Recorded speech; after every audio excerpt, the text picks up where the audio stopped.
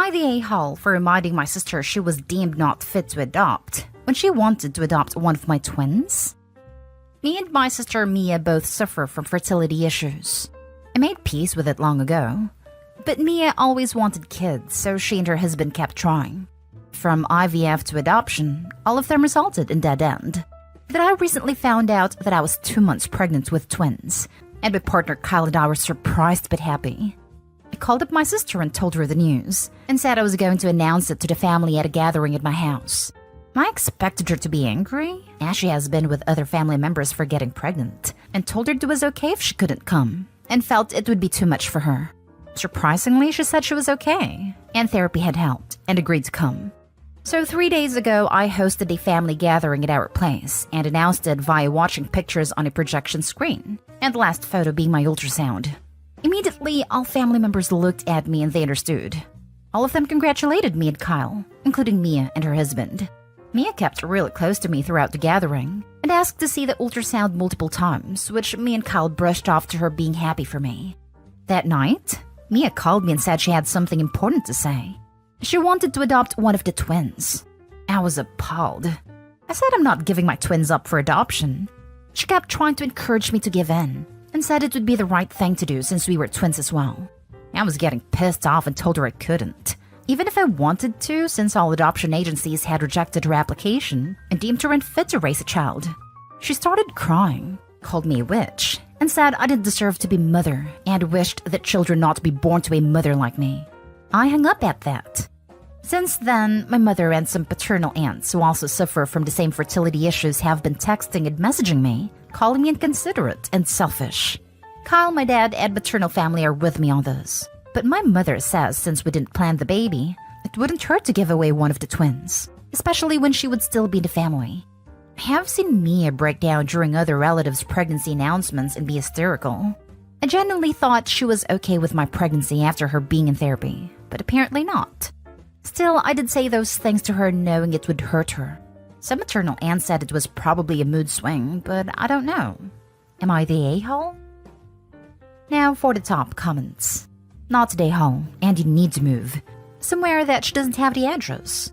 It very, very likely will not stop here. It will escalate and it will get horrible. I'm so sorry that you're dealing with that insanity. Jesus Christ. I would be putting immediate distance, as much as possible between us after that. Also, ask Mia to raise this request with her therapist. Let's see what sort of a reality check she gets there. It would be such a fun session. Sister, can you believe my sister? She's having twins, and she thinks I'm evil for asking her for one. I mean, she has 2. Why can't she share? Therapist, shocked Pikachu face. Not the a-hole. What an utterly ridiculous request. Who on earth would willingly hand their baby over to a relative upon a request? You are simply giving me a dose of reality. I think what's worse is their mother apparently agrees with Mia. No, they weren't planned. Just give one up. You won't notice the difference. I honestly don't know what I would do if my mother uttered something so horrible. Reading it gave me violent thoughts. Not the a-hole. I'm so sorry you're going through this. But Mia's fertility issues are not your issues, and she has absolutely no right to ask you to give up one of your children. I would strongly recommend go low/no contact with your family for the duration of your pregnancy, both for your safety and your sister's mental health. And never let sister or family that's on sister's side be alone with the twins, not even for a split second. One baby and sister might just disappear forever. Next story is titled, Am I the a-hole for kicking my best friend's girlfriend out during a dinner party because of something she said? I, 19 female, am 5 months pregnant. It was not planned at all, but my fiancé, Barry, 21 male, and I decided to go ahead with a pregnancy after considering our options for a long time. My best friend, Theo, 20 male, has been nothing but supportive and helpful. Theo got into a pretty serious relationship a few months ago, but I have never met her. So I suggested we have a dinner party and invite some other friends as well. Ava, 23 female, seemed very sweet at first, but then I noticed that she seemed cold towards me. I thought it was just me, but Barry asked me about it as well. I thought she may just be having a hard time surrounded by new people, so I didn't make a big deal out of it. We all sat down to have dinner, and Ava asked me how my pregnancy was going. I thanked her for asking and said it was all right. I steered the conversation to another topic just because I didn't want that to be the topic of the night. It was all right from then onwards for a while, and Ava seemed to get along well with everyone.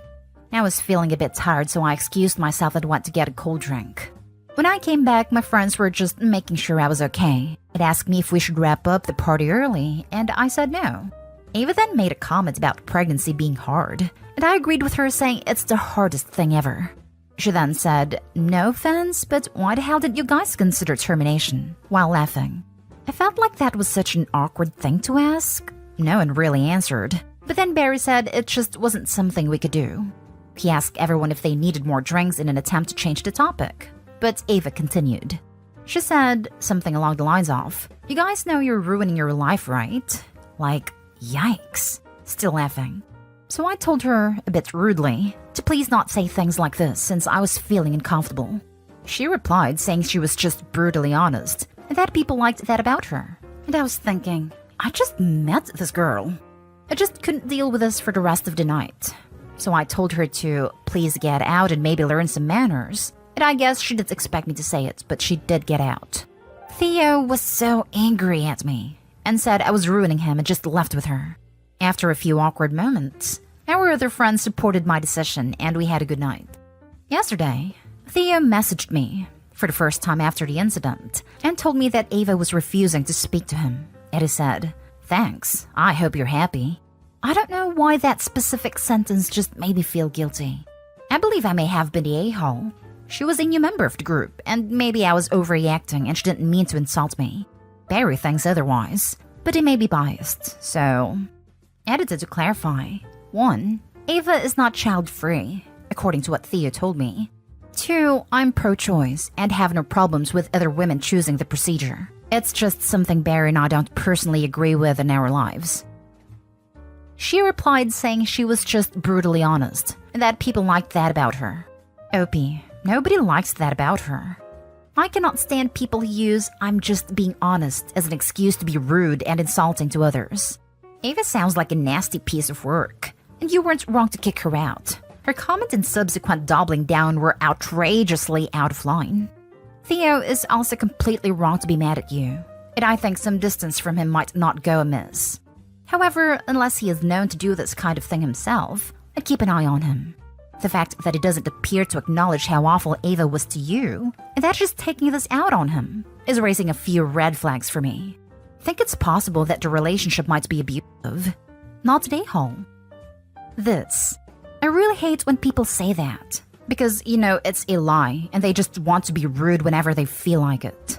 Opie's not at a-hole, by the way.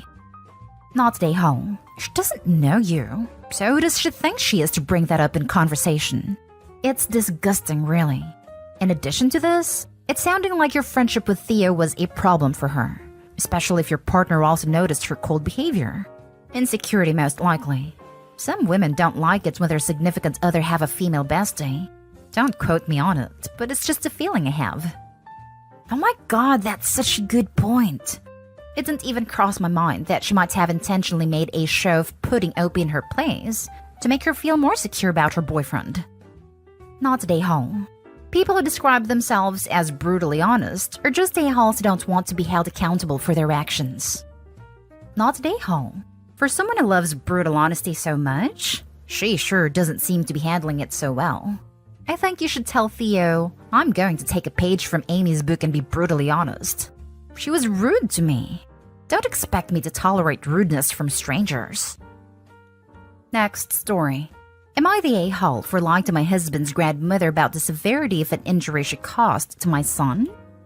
My husband's paternal grandmother has an, "oh, don't worry, everything will work out fine" mentality. I didn't think it extended to the safety of newborn babies, though. Or I never would have let her babysit my 3-month-old son, even for just 3 hours. About a week and a half ago, while she was babysitting, I got a call from her saying my son had a bit of a tumble. I heard my son screaming in the background, and my instinct said something was extremely wrong. So I said to get off the phone with me and call an ambulance, then call me back and tell me what happened once the ambulance was on the way. She started hand-waving it with, "I don't think we need to bother with an ambulance. Babies are tougher than they look, you know? Basically made of rubber.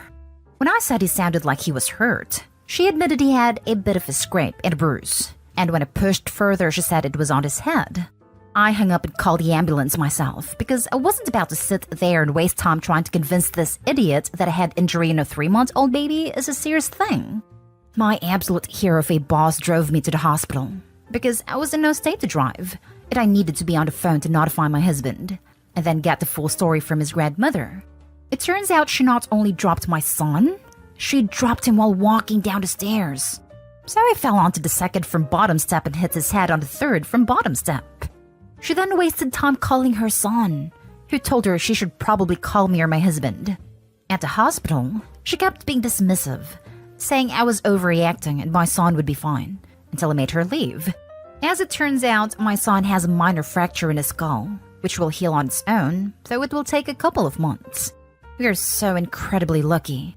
The doctor said a fall like that could have easily caused a life-threatening brain injury, and my husband's grandmother hesitating to call an ambulance absolutely could have increased this risk of serious disability or death.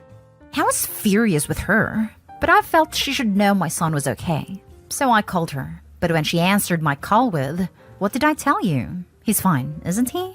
Her condescending tone and blasé attitude to my son's safety pissed me off. So I said, "Actually, we're still not sure if he's going to make it." Then the apologies and the guilt and the distress came out. My husband called her later to tell her my son would be fine, and my husband's father and grandmother are really mad. They think it was a dirty trick to lie to an old lady about her great-grandson's injury, but my husband and I maintain that she deserved to feel bad about what happened to my son. She obviously wasn't until she thought his life was in danger. I, for one, will never let her near my son again, but I hope she'll now be more careful about the safety of any other children she has care over. Now for the comments. Not today, Hall, but that's a woman who should no longer be allowed to be alone with children. She's a danger to them. Her husband's grandmother and father should not be allowed alone with children. The grandmother is what you said, and I wouldn't allow the father alone with a kid because A, he doesn't seem to grasp the seriousness of the situation even when his mother called. B, he is enabling his mother. And C, I wouldn't take a chance of letting husband's father allowing his mother to take the kid when they're with him because great-grandma misses her little bug. I so agree. I hope he has the perfect card to play too. Because grandma didn't call an ambulance right away, CPS is involved and made it clear that if we let you watch child again, well, they might remove the child. We love you, but baby was really hurt and we don't want to risk it. Not today, Hall. If she was the parent, she'd be investigated for neglect. I say this as a doctor. She is scarily blasé. It absolutely should not be left unattended around children. She still can be. Since she was the caregiver for the child when the injury occurred, she absolutely can be investigated and charged. Not today, Hall. My in-laws pulled that crap on me. My son was 5 months old and grandparents were watching so we could go to a football game. Father-in-law dropped my son on his head on concrete, and they didn't even call me. I got back to a scratched-up baby. They didn't call us or take him to any doctor. I still haven't really forgiven my father-in-law, and my son is 6, and mother-in-law passed away last year. If we had another child, I would not trust him to watch them. Not today, Hall. Actually, I don't think you really lied/exaggerated that bad. I'm a nurse, and you can't be too sure with head injuries with a baby or child. A lot can happen in the first 72 hours, and there's never any guarantee. How terrifying that must have been for you.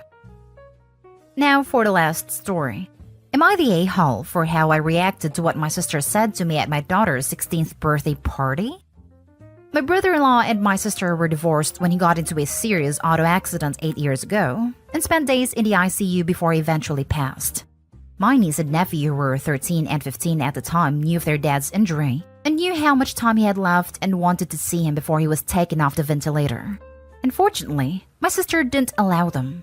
They begged, cried, tried to get to the hospital behind their mom's back, begged nurses, asked for family intervention, and so on.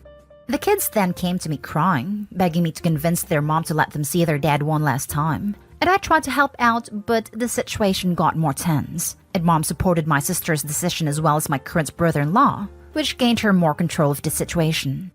My brother-in-law then passed, and the kids were devastated to learn the news from their stepdad.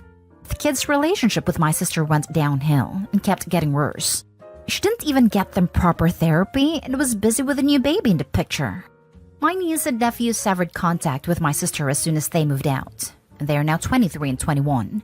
My sister always complains about how distant her children became as soon as they moved out.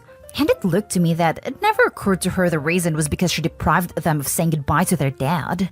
She always just thought that it's because kids change when they grow up. Days ago was my daughter's 16th birthday party. We were looking at family pictures and talked about how fast kids grow up.